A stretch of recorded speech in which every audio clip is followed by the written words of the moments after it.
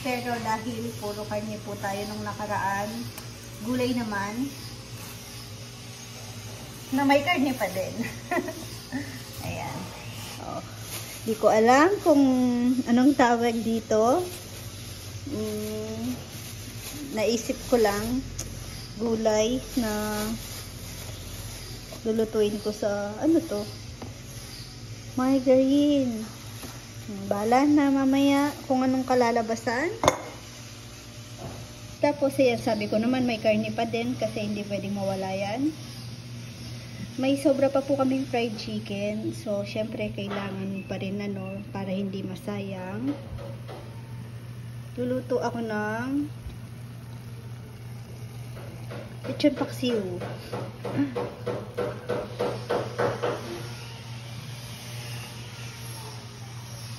Kaya naggulay na lang ako. Wait lang, kailangan ng mainit na tubig. Kaya naggulay lang ako. Yung wala nang ganong sahog yun. Wala na pala talaga. Yun lang. Palalabasin ko lang yung natural flavor ng gulay. Kasi baka masyado kasing malasa tong lechon paksiw. Lechon paksiw talaga, hindi naman pala siya lechoy. Parang lechon paksiw lang siya. Kailangan yung papartner mo, hindi masyadong para hindi nakakaumay. Naluto ko na yung manok. Ang bilis lang, parang ininit lang. Tapos nilagyan ng sarsa. Labas lang ako kasi hinintay ko pa naman yung Si Mama Beth umalis. Hinatid si Chichi sa Kumon. Tapos sabi ko daan sila kay Uwama kung makakabili ng rose. Ano daw? Tignan niyo yung tuta. Ang cute, no? Oink. Patsoy na patsoy. Oh. Kailangan niyang ma-deworm. Ito, kanina umalis kasi kami. Pagdating, matagal na akong gigil na gigil dito. Kaso, alam niyo yun, di ako pwedeng mang-istorbo sa mga boys kasi busy sila. Tapos, kay Papayam ko lagi sinasabi, Papayam, nanonood si Papayam. Sabi ko, Papayam, pag madumi yung paligid, ikaw ang maano dyan. Siyempre, responsibility niya yung yung mag-utos sa mga boys. Minsan nagre-reklamo kay ka-farmer. Sabi ko, ang kalat natin, ganyan, kakalinis ko lang dito, ganyan na naman. Tapos sabi sa akin ni Bebe, hindi ka pwedeng normal lang yan pag nagtatrabaho. Yung gaya niyan, yung kubo kasi yung sinabi ko, tignan mo, kakalinis ko lang sa kubo, tapos ang dami na namang kalat-kalat, yung mga kahoy, ganyan. Sabi niya nga, hindi tayo pwedeng maghigpit. Kasi pag naghigpit ka daw, walang magtatagal sa'yo, sabi niya gano'n. So tingin ko kaya matagal din yung samahan namin ng mga boys. Dahil yun lang, parang lang din, barka-barkada. Makikimarites muna ako kay Nikki. Dami pa palang tatapon, papakalakal doon, may nakita pa ako. Tapos ito pala, kaya nandyan pa, kay pala yan, kay Kuya Jun ata, Panambak. Kaso, hindi ko alam kung, naririnig ko lang naman silang nag-uusap-usap doon. Kung tutuloy pa si Kuya Jun na kunin, kasi matagal na ata yan dyan. Tapos nagsabi si Rizal na kung di nakukunin ni Kuya Jun, nagpapagawa din po kasi siya ng bahay ngayon. Kung na lang, sa kanya na lang daw. Sabi ni ka-farmer, kayo na ni Kuya Jun mag-usap. Kasi syempre, una nang nanghingi si Kuya Jun. Ha? Wala naman. Magmamarites lang. Sabi ko, ang dami pa natin palang basura doon. Magagamit pa yung space doon. Daming basura. Lahat ng hindi kailangan dito nung nilinis. Parang okay pa nga. Parang okay pa nga dito, no? Oo nga, hindi. Yung mga hindi na kailangan. Mga pangkalakal. Hindi kasi, akala mo hindi kailangan. Pero Hindi. manghihinayang ka din. Minsan naisipan mo, ganun lang kaputol na Basura? hahanapin mo, oh, meron pala ako doon, wala na. Mga basurang Tingnan mo yan, pinagputulan. mga kahoy na... Kahoy ng mangga, mga gano'n. Sabi ko, Mga sunugin kahoy. na. Pero yung pwedeng iakyat sa taas. Akyat na. Yung di ba nagpatrim tayo? Hindi na Hindi nagamit naman, pa yung eh. kahoy na yun eh. Yung mga panggato. Oo, tapos baso-basura. Yan na naman yan, biodegradable. Magiging langis yun pagdating ng kanan. Tapos yung batong malaki dito nginalis, doon na pala binalandra.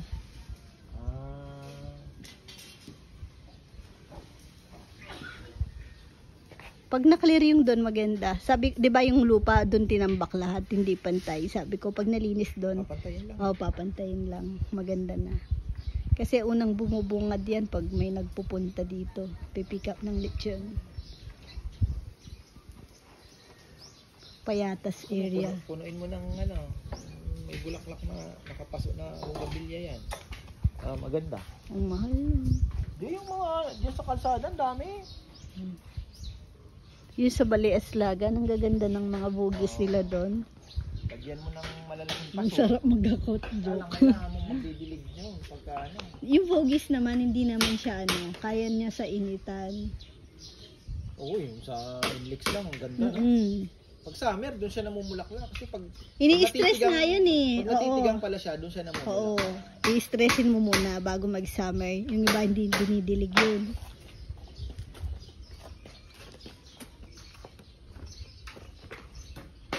Busy sila. Parang maganda panahon ngayon, makulimlim. Magluto na ako. Kaya pala ako lumabas kanina. Ay, makakalimutin talaga ako. Dala ko yung gamot ni Pretty. Inahanap ko lang pala siya. Nakita ko siya ngayon, naalala ko. So, hindi ko naman kung saan ko pinatong yung gamot niya. Antibiotic pa naman yan. Saan ko pinatong? Ayun. Eto, magpapalengke sana kami. Kaya nandito yung cooler. Papalengke kami. Kaso, si Ann, hindi naman nakapunta. Syempre, pag aalis kami, mahirapan si Mama Beth sa 2 bata.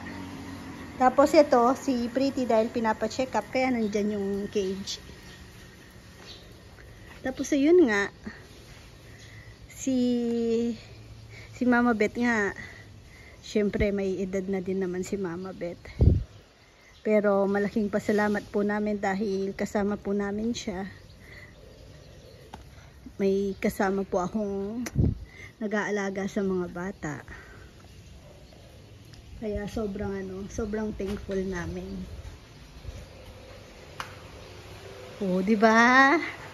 Medyo malinis dahil tulog pa si Rowan, tapos si Chichi wala, ligpit na ng ibang kalat. Ito, iakyat ko na pala to sa kwarto. Nakakalimutan kong iakyat kasi para sa kwarto naman talaga to. Pero baka ilagay ko dito sa may guest room kasi si Rowan dito natutulog sa guest room. Tapos si Chichi din minsan, tsaka si Nene, halos maghapon doon naman sa guest room. Meron naman isa din doon sa taas yung bigay po ni Tita Corazon Solis din. Tapos ito kay Ate Sol.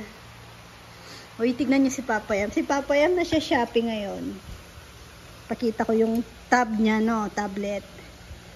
Pero mga na ito, ilang months niya na sigurong gamit pala. 2,000 ata to, o wala pang 2,000. Ito yung ginagamit niya pag nakikimarites siya kay Tulfo. Yun ang gamit niya.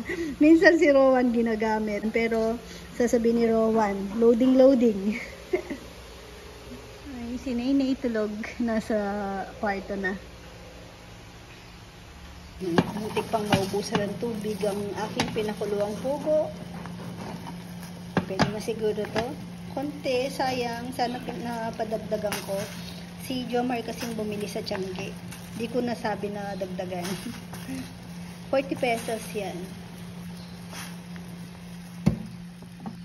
Okay na. Ay, tignan nyo, di ba? Anong sabi ko? Maya-maya lang, magulo na naman. Oh, yan pa, ang isang batang makulit. Si Naynay, nawala na sa kanyang playmat. Oh. Ay, ano yan? Hot Wheels. Hot Wheels. Saan galing yan? Papa. Ang papa? Mm-mm. Yan ang bilis, nakapagluto na ako. Hindi ko siya matawag na chop suey kasi hindi ko siya nilagyan ng oyster sauce. Sabi ko yung kasi ng chop suey sana. Pero nagmukha namang chop suey dahil nilagyan ko pa ng repolyo yun nga. Feeling ko, sabi kasi ni Mama Bet parang konti. Yun, pinangdagdag ko.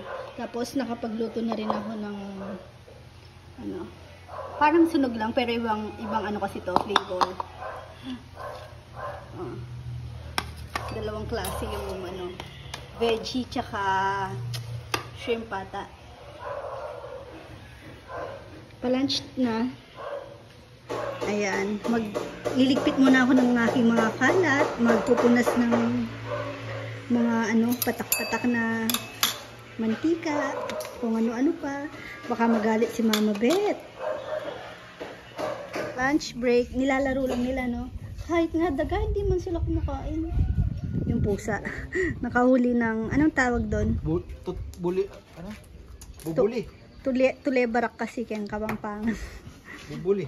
Oy guys! Kain po. Tara na. Parang busog ako ah. Nag-ano ka pa eh. Ano bang kinain mo? Tinapay lang. Sarap yung chips na. Recycle to? Recycle. Yung Dami gulay kasi lang. Luto ka, ano naman, pag di mo luto eh. Lagyan mo ng ano to, oyster? Hindi naman kasi yan chop suey. Buttered yan. Nagmukhang chop suey kasi nilagyan ko ng repolyo para dumami. Uy, kain na. Hindi pa sila gutom. Ay, malungkot sa ulam. Gulay. Imbis na makulay ang buhay. Dahil may ginisang gulay. Sila malungkot. Okay, tita ng driver. Ay, may driver na. Dex, tiniran ka naman namin ng wings, oh. Lechon. Ay, wala nang hugas-hugas ng kamay. Bukas, kain. And the rest of the day. Alis na lang, kumain pa ng kababayan. Favorite niya po yan. Kababayan. Mga kababayan ko.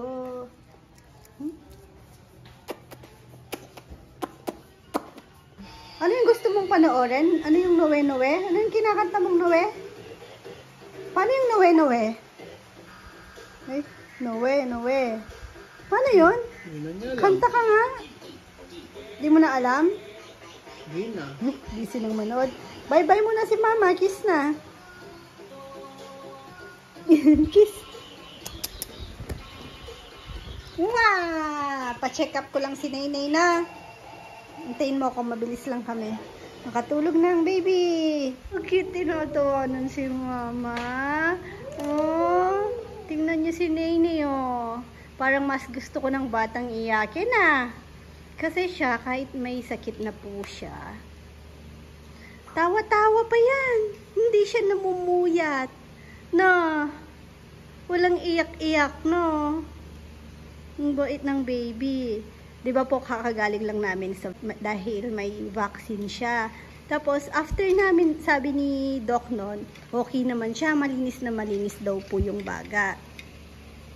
Ngayon, pag siguro kinabukasan lang, ano na siya, ubot sipon. Tapos, parang malala agad. Di naman malala, parang maplema agad. Nahawa siya. Parang nauna kasi si Rowan eh. So, hindi po namin alam kung parang sa di natin po alam. Baka nung nagpa-check up, syempre po madaming may batang may sakit din nun. Basta pag uwi nun, akala namin madadaan pa sa gamot-gamot. Kasi pinainom ko naman agad ng gamot nun. Tapos wala naman kasi siya, hindi siya dumadaing na bata. Pero kagabi, hindi na ako makatulog. Kaya napuyat ako. Parang meron siyang parang nahirapan siyang huminga. Malalim yung paghinga niya. Parang may tamping ganon. Kaya sabi ko, papacheck up po ngayon. Ayun, pagkatingin ni Doc sa kanya, sabi niya, may na siya. May pulmonya daw po. Ang baby na yan. Hindi na daw po madadaan sa oral. Kailangan niya daw, padaan na po sa swero yung gamot niya. No, tignan niyo naman. Kaya, pinapa-admit po niya. Uy, gusto niyang dumede na kasi gutom na po siya. Bira po siya, yun lang po yung sa kanya. Pag may sakit siya, ayaw niya lang masyadong dumedede. Pag matutulog na lang. Tapos, ayaw niya rin kumain. Ngayon, gutom po yan dahil ilang oras na siyang dumedede. Bawal po muna, sabi ni Doc, dahil isa-suction po siya. Maplema daw po yung niya, pati, hindi, ang problema yun nga, hindi po tumutulo din yung sipon. Tapos, meron kaming pang suction dito, walang nakukuha. So, yung gagawin po sa kanya, may ipapasok po yun na maliit na tube na parang yung sa swero, hanggang sa yun, mahaba, isusuk-suk sa kanya. Kaya sabi ni Doc, i-ready ko na daw yung sarili ko dahil sigurado magwawala po mamaya si Neneng. Kawawa ang baby ko talaga. Sabi ko kasi sa'yo, mag-iyak-iyak ka pag may sakit ka. Kaya yan bigla, ganyan na. Si Rowan, okay na? Okay ka na? Ubo ka nga. Ubo. Ubo ka. Tignan ko. Uy! Ay, hindi pa rin. May ubo pa din. Ay, may sipon pa rin. Kinakamusta din po siya ni Doc. Pero sabi ko, mukhang okay naman po yung kay Rowan. Parang pagaling na siya. Pero mag-visit pa rin tayo kay Doc, no? Bukas, no? Ha? Gusto mo? Pa-sked kita kay Doc? Rowan? Kumustahin ka lang daw ni Doc? Oh, may sipon ka pa, oh. Pero ang galing ng mga doktor, no? Isang pa lang sa likod na niyo. Naku, gumano na po siya agad. Ma-admit to. Hindi pa naman po ganun ka grabe. Pero, syempre, yung doktor, sinisigurado niya. Nakaimpake na ako, bebe. Kaya nga, pina-reserve na po kami. Nagtawag na siya ng mga hospital. Marami daw pong naka-confine ngayon na may sakit na bata. Yung mga classmate nga din ni Chichi meron din nako-confine. Ganyan din. Baka carrier pala si Chichi, no? Yun nga din iniisip ko kasi sabi ni Doc, kasi si Chichi malaki na, tsaka si Rowan. So pag nahawa daw si Neo, syempre mas mahina pa yung immune system niya. Kaya mas daw.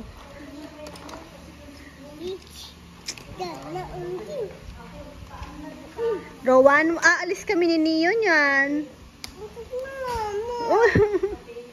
Huwag ka sumama.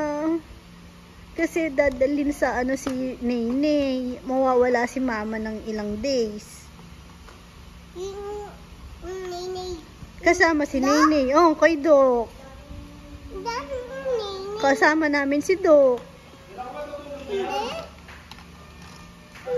Hindi ko pa na yun nga po problema namin, wala akong makakasama. Try kong tawagan si Kat. Sige. Kasi syempre wala po kaming makakasama, hindi naman pwedeng ako lang yung nandun o pag may magsi-CR o may bibilihin na gamot o kung ano man. Mahirapan ako kay Nini. Kailangan may nakabantay sa kanya dahil baka maalis yung swero. Mahirap pa naman pag baby kasi syempre hanapan po siya ng ugat. Ano baby ko? Favorite niya mga yan. Ang galing, talented si Nene. Tignan nyo. Papakita ko sa inyo kada may hawak siyang ganyan. Alam niyang hanapin sa damit yan. Ang galing. Yung anong tawag dito, yung tag ng tiketa. Oh, basta ganun. Kahit sa pin niya. Ang galing niya, maghanap ng ganyan. Favorite niya po yan. Makakaya kaya nila. Pati itong sa ano niya, ito, favorite niya to. Kinukuha niya lagi to. Ayan. Ayan, favorite niya yung mga ganyan. Ano yan? So, damit Nay, parang wala tayong problema, Nay. Oh, bawal ka pa dumede.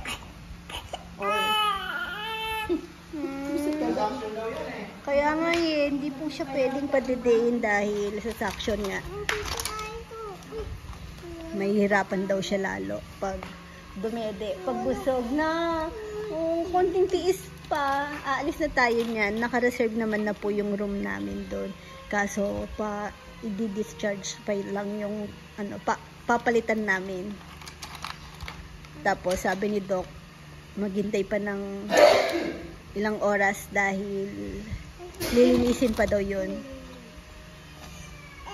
Opo. Oh no.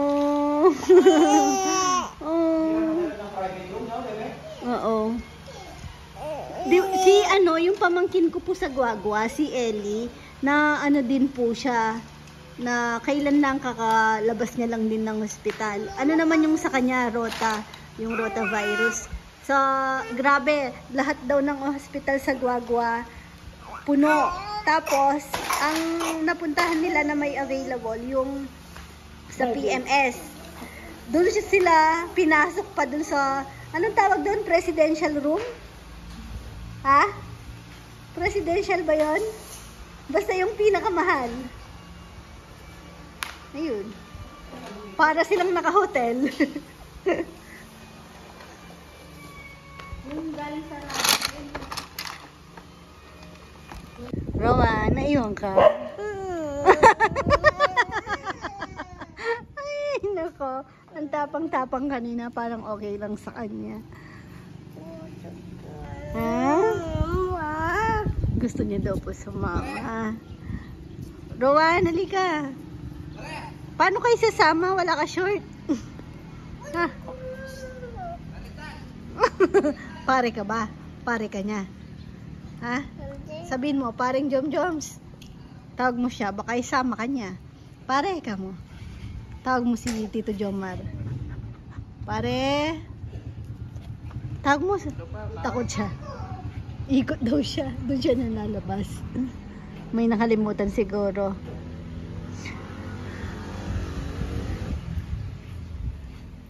Dino Chirowan. Pantanan ako. Ayan na. Inabol niya. Nandito na. Hintayin ko na po. Si Mama Bet na po. Susunduin po niya si Chichi. Tapos hintayin na po namin. Bago po kami umalis. Siyempre po, magpapaalam din po muna sa kanya. Gusto mo sumama? Tawag mo, pare ka mo. Pare! Sigaw ka! Pare! Wala na, hindi ka na narinig. Pare! Pare! Paring Rizal ka mo. Paring Rizal.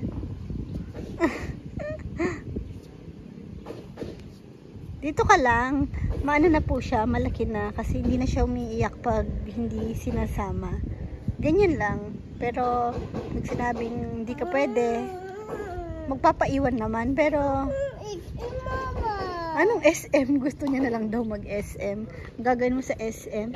Tapos, yun no, pinalaba ko yung damit ni Nenay. Nilagay na lang dyan ni Mama Bet para matuyo agad. Kasi sabi ko, para madala sa bukas. Kasi ito, maluwag po yung kanyang dito sa braso para pag yung swero kasya. Wala kasi siyang sando, kabibili ko lang ito, saktong-sakto. Magagamit niya. Ayokong paano. Kasi hindi tawag. Ayoko may stress ka ako. Pero syempre, basta. Hindi ko alam mararamdaman ko. Pero sabi naman ni Doc, huwag kang mag-alala. Babantayan naman nating mabuti yung si Nainay daw.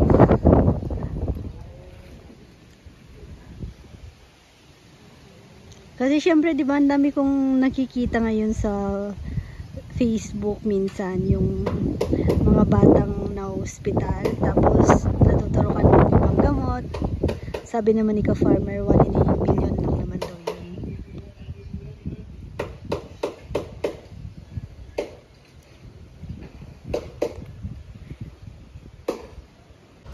Namimiss ko yung farm ng ilang days kasi sigurado ako hindi naman makakalabas. Si ka-farmer uuwi-uwi. Siyempre, i-check din yung mga bata dito.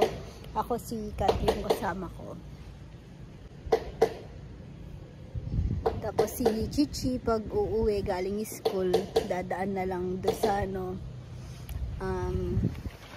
tsaka pag ginatid, pakasama na lang din si Rowan para makita ko din. Lalabas na lang ako kasi hindi naman po pwede yung bata sa ospital. Ayan. Ano naman? Parang wala kasi siyang sakit. Oh. Yan po yung upo niya. Nay. Wow, cute. Alam mo na mangyayari sa atin, Nay? Sama ka, Rowan. Ha? Aray! Kinagat yung pet ko. Ano? Ano nangyari? Bakit daw?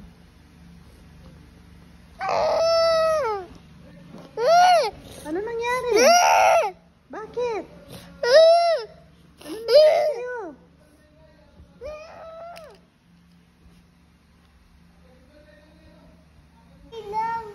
Ano? Sino nagsabing pangit ka? Papa! Sabi niya, Papa. Ogi ako, Papa. Ogi ako. Sabi ng papa niya, pang-asar din kasi. Hindi, pangit ka. Sabay alis. Paalis na rin kami. Naman talaga siya. Pupunta siya dun sa likod. Biglang niya. Pogi ako eh. Pogi ka ba?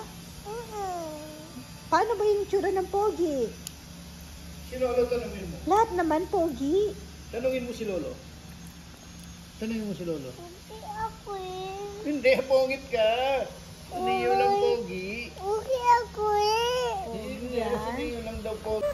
Doon, Bebon. Ha? Ano? Gusto ko na at beauty ko. Ayan na yan.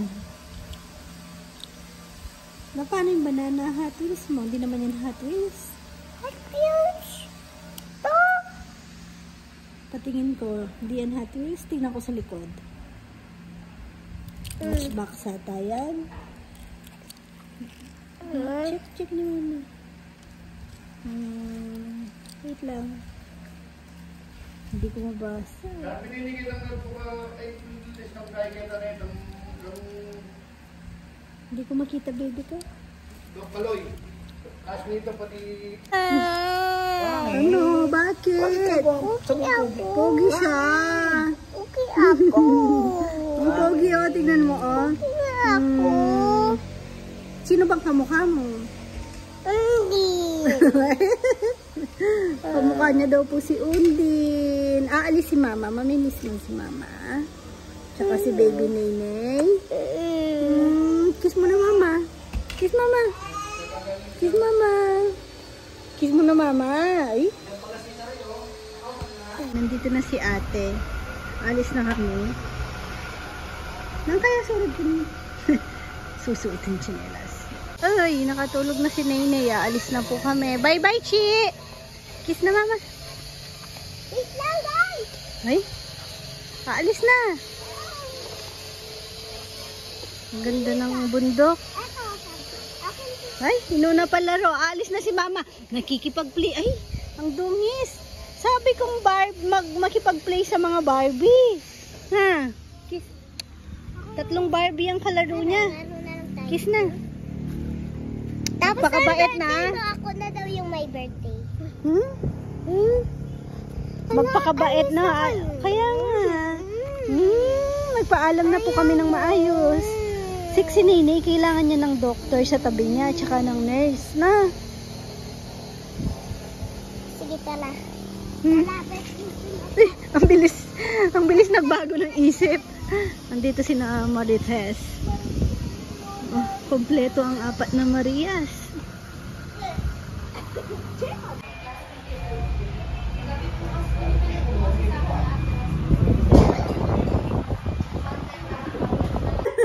Bebe, tingnan mo to. Parang walang nangyari. Grabe po, iyak niya kanina nung tinurukan ng swero tapos sinaksyon yung ilong tsaka bibig. Nonay, kawawa talaga pag baby. Pero puti na lang, nakadalawang try lang naman sa paano. Nakuhanan naman. Ang hirap daw kuhanan dahil, ayun, ang taba daw niya. Pero nung in-x-ray po siya, ano lang, tawa-tawa pa siya. Nanay, okay nanay, mas masal na. Nakadede na rin po siya.